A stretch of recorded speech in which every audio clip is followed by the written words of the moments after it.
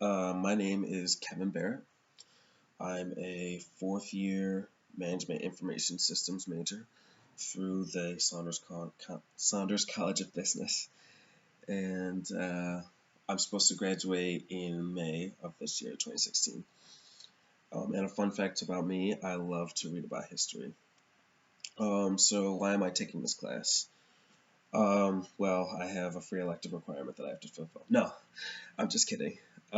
Actually, I plan to hopefully, as one of my career paths, to possibly be a project manager. And I know as a project manager, I'll have to be setting up meetings with those above me and those below me.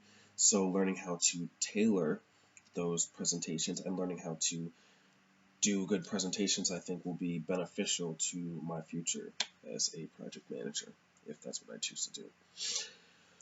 So, I'm gonna start with the first TED Talk that I watched, which was "Your Body Language Shapes Who You Are" by Amy Cuddy, which was I thought was a very good TED Talk about an issue that we all face.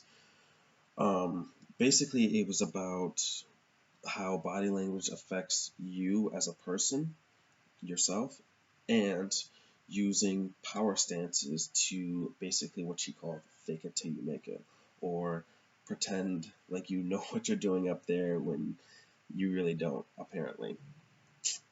For me, normally I just convince myself that everything's going to be okay. I play over in my head what's the worst case scenario that's going to happen, and normally the worst case scenario is, oh, I make a mistake as I did before in the video, and it's awkward for maybe a second or two, and then we move on from it. But her strategy is really cool, really innovative. I'm definitely open to try it in my next interview. Um, so I also thought the section about how bodily chemicals are affected by your body language was very interesting too. That puts it on a whole nother perspective, as if not only is you're in your mind you're thinking you're being nervous or you're thinking those thoughts, but your body chemicals are telling you that as well. So if you basically stand with your arms crossed over like this, you know, you seem frustrated. Your bodily chemicals are going to have a different reading than if you are sitting like this or standing like this with your head bowed.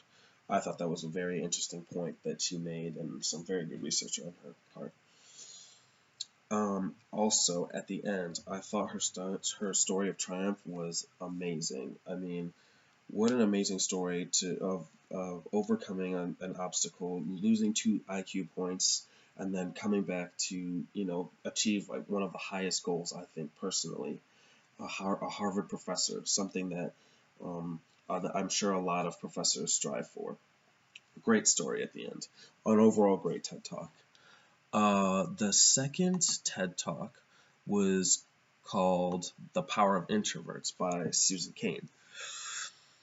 So I have a bone to pick with this TED Talk.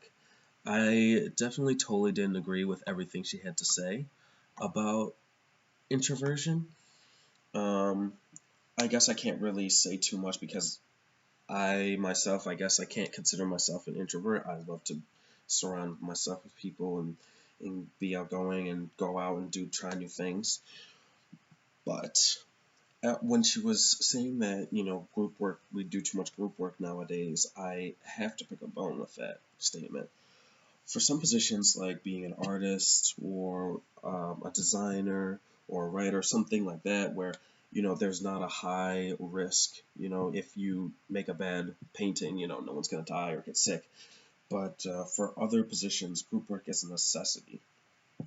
Not only is group work a necessity, but the soft skills you learn while you're doing group work, communication, compromise, being flexible with others, all of these soft skills and more is what you learn in every day when you're working with others. And if we don't practice those things, how are we supposed to get better at them? My other point is humans are born knowing how to do things on their own. That you have to. You have to know how to do things on your own, or else you're not going to make it on this world. I don't care who you are, even if you're the richest man in the world, there's still some things you have to figure out how to do alone. So humans are born with that power innately, but the power to work with others we are not born with. I mean, trust me, I know some people that you put them in a room with people they don't know and they will probably never say a word ever.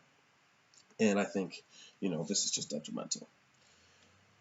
So, that was a long way of saying I definitely don't agree with Susan Cain, and yes, I can see there's power behind introversion at certain levels, but it's also very important to have an extroverted side in order to make it in this world.